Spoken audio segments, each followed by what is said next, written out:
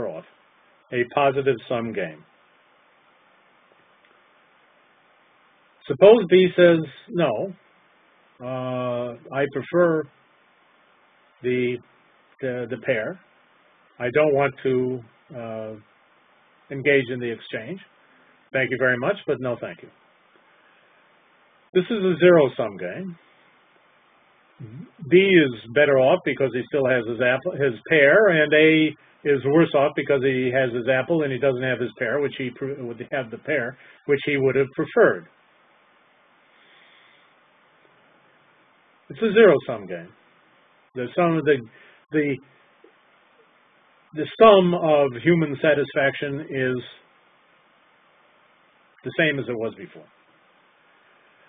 In the positive sum game, of course, the sum of human satisfaction, of psychological satisfaction, is increased. Now, suppose there's a small earthquake, and both A and B drop their apple and their pear, and they fall to the ground. That would be a negative sum outcome, where they're both worse off. A doesn't have his apple, B doesn't have his pear, and consequently, the sum of human satisfaction has declined. A negative sum game. Okay? That's the simplest form of exchange. There's no money involved. It's a barter transaction if it takes place. It can't get any simpler than that.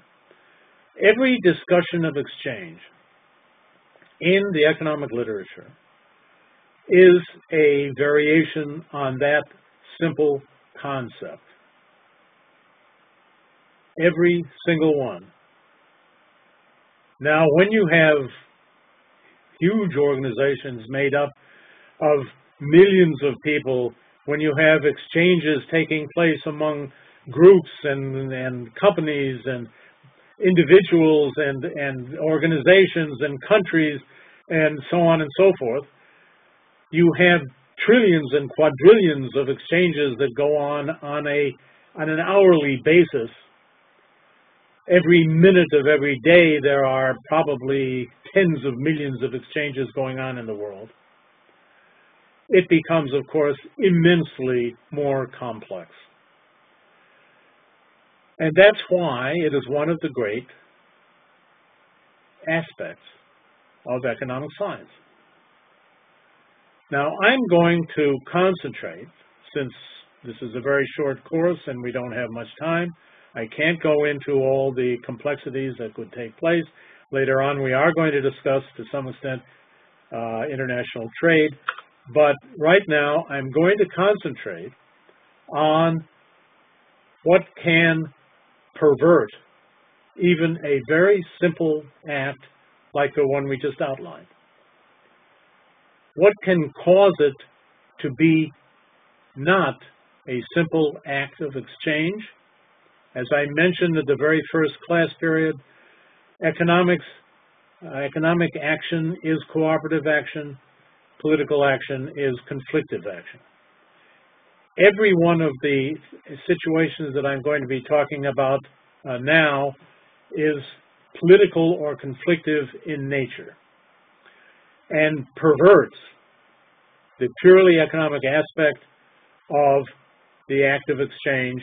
I give you my apple, you give me your pear. Okay, one is deception or fraud.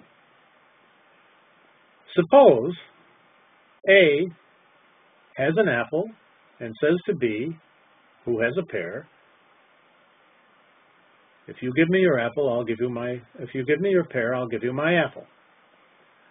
However, he knows, and B does not know, that A's apple has a worm in it. And he's not going to tell B that, nor is he going to show that side of the apple that has the worm. He's going to hold it up with the good side showing. B says, okay, fine. Actually, I'd rather have an apple than a pear, so here's the pear. And A turns over the apple and goes away, and B is left with a wormy, takes the pear and goes away, and B is left with a wormy apple. That kind of fraudulent exchange, unfortunately, takes place all too often all over the world among all of these organizations that we've mentioned. Again, hundreds of thousands, if not millions of examples of this on a daily basis in the world. This is a political act. This is a conflictive act. This is an act which is not an act, a purely economic act. It has this conflictive element to it. Okay, let's take another case. A says to B, give me your pear, and I'll give you my apple, and if you don't agree to the exchange, I'm going to hit you. That's a political act. That's certainly a conflictive act. The element of coercion is introduced into the situation. B says, okay, under those circumstances, here's the pear. And A says, okay, I won't hit you, but I won't give you the apple either, and goes away. He is, in fact, offering something to B. He's offering not to hit him. But that's not an economic exchange. That is an act of conflict. It's the same principle as the thief who says, your money or your life. He's offering you something. He's offering you your life. Now, for most people, their lives are more valuable than anything in their wallet. So if it's a credible threat, about 100% of human beings would prefer to turn over their wallet and keep their lives. It's a conflictive act, the act of coercion, as in the case of the act of fraud.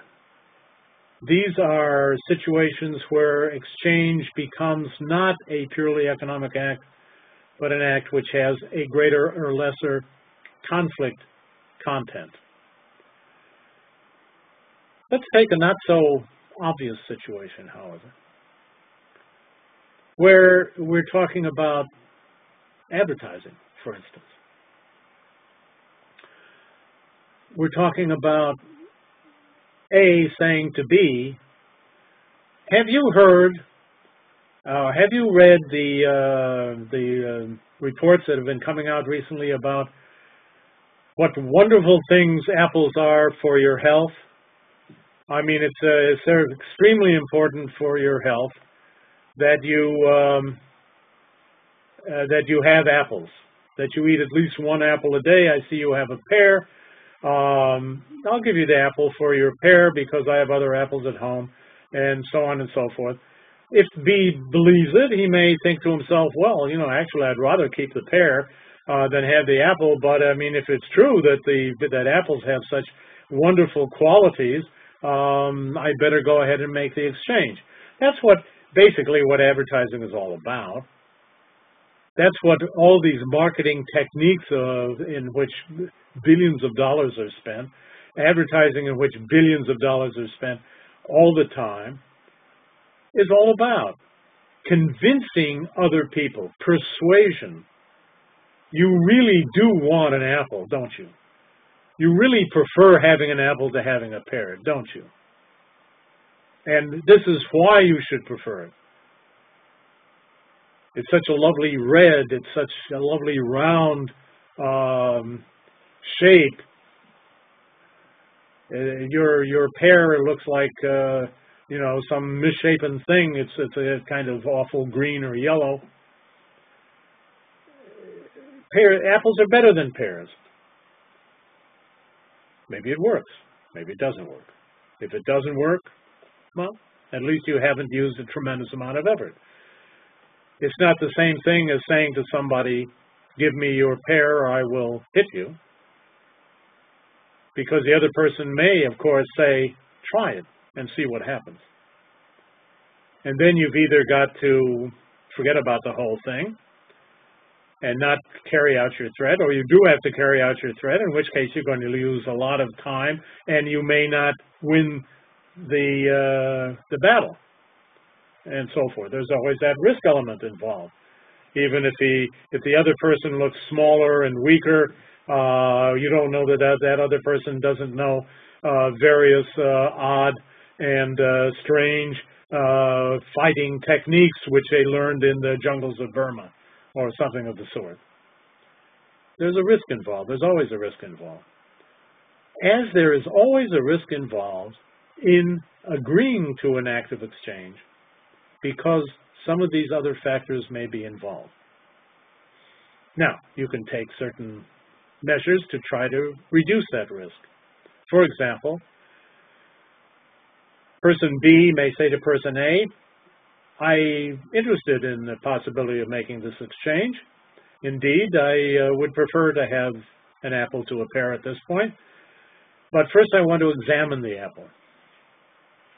And if A agrees to it, B examines the apple, and if it's a wormy apple, obviously he doesn't make the exchange. If it's a wormy apple, A is not going to agree to it, and is going to say something like, oh, well, you don't trust me, and try to put a guilt on person B, and hoping that B is going to say, oh, of course I do, I'm sorry, I didn't mean to insult you, and so on. Here's the pear, give me the apple, and it turns out, in fact, it's wormy, and so on. The guilt factor, the psychological factor, playing on people's emotions, can be an important element in exchange. Every child knows this in dealing with his or her parents. Every husband knows this in dealing with his wife. Every wife knows this in dealing with her husband. Every parent knows this in dealing with the children. People use this at all times, but there has to be an affective element there. In other words, these have to be people whose emotions you know. You know how they operate. You know what buttons to push. That's also an important element, that can be an important element in exchange. Status. Suppose individual A is the boss of a company, and he walks into the office of a subordinate with an apple, and the subordinate has a pear on his desk, and then the boss says, gee, you know, I really would love to have a pear today rather than an apple. Would you mind doing this exchange of your pear for this apple? It's a nice apple. I mean, you can examine it if you want to. It's a very nice apple, and so on. Is the subordinate going to say no? Even if he would prefer the pear to the apple, he's not going to. He's going to say yes. He's going to say yes because of the element of the differential in status. He doesn't want to annoy his boss. There is no way he's going to refuse the exchange. This is, of course, an element of power that is being used by the boss. And he knows it.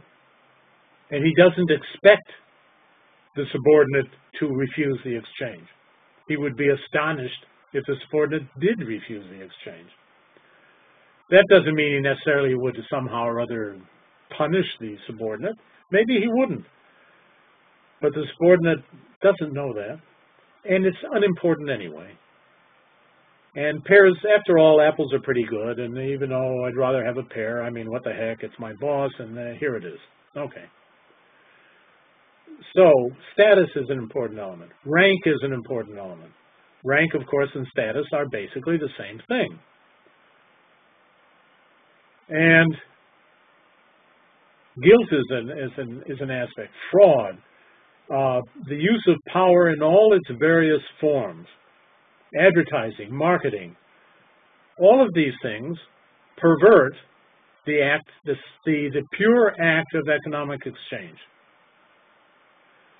Nevertheless, almost all exchanges that take place in the world have these other elements. And that's why we have to use the phrase ceteris paribus, all other things being equal. In the actual real world, all other things are very seldom equal. But for analytical purposes, for theoretical purposes, we have to deal with these concepts so that we start with the ideal corporation, and then we talk about how it's been perverted. We start with the simplest act of exchange in which there is no element of conflict whatsoever, and then we gradually add all of these other elements to it so that it becomes an extremely complex situation to which we have to apply, in every case, cost-benefit analysis.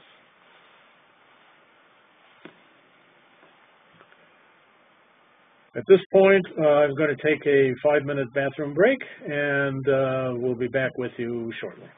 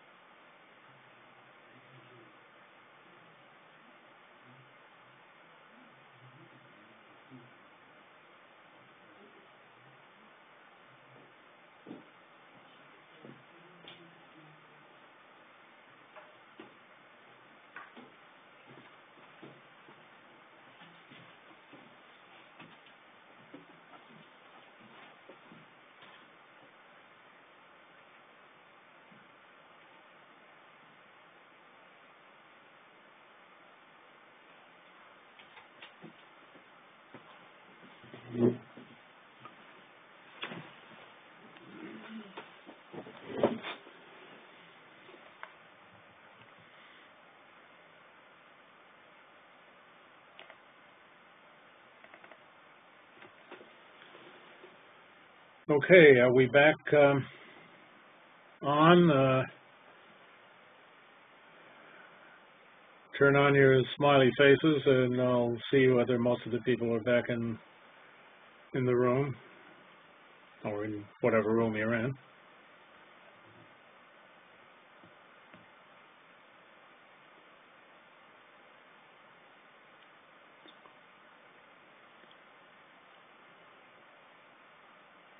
All right. I think that probably what I said before isn't going to work very well, and don't put on the smiley faces, all of you, and then put them off if you can't hear and so on. I basically can tell whether you can hear or not by looking at my screen. And if, however, you have serious problem with either the audio or the video, what I suggest is you put up a frowning face, or simply interrupt the way Mr. Riley has a couple of times, and I'll deal with that as appropriate.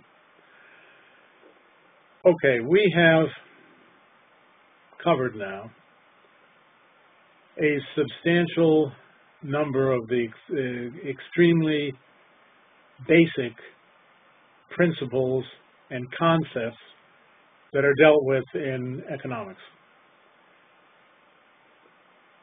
The concept of prediction, which is true for all the sciences, not just economics, not just social science, it's true of the physical and biological sciences as well. We have dealt with the productive process. This is how man makes his living, in effect. We have dealt with cost-benefit analysis, which is a calculation which is made by everyone and all organizations constantly. Human action is unthinkable without a cost-benefit element. If that element is missing, why take any action? If you take an action, it's because you want to achieve a particular result. If your analysis demonstrates that you're going to use up more resources in trying to get that result, and the result would be worth to you, you don't do it. And that's a perfectly acceptable result for cost-benefit analysis. That the cost is too high, the potential benefit is too low. And we talked about exchange, which is what is done with the products and services that are produced in the productive process. And certainly cost-benefit is everywhere in all of these activities. In the productive process, there has to be a calculation of cost and benefit of all the factors of production. In the relationship or the ratio between saving and investing and spending, for example, where one gets certain products, what products one gets, where the services come from, whether that makes any difference, is all part of the cost-benefit analysis that we all go through at all times. But please keep in mind always that all of these actions take place in multiple contexts. They all take place in a physical context. They take place somewhere. And the physical context may have some importance with reference to a particular economic action. If you take certain economic actions in the middle of an impenetrable jungle or on a desert island, it has a different significance than if you take those actions in the middle of Paris, or in Chicago, or Tokyo, or the Amazon jungle, or the Alaskan tundra, or what have you. In a particular room or a particular building, this can affect things. The way you take action, what kind of actions you take. If you travel and you go to another city and you go to a hotel, for example, where you're going to stay, you will examine that hotel and you will try to find out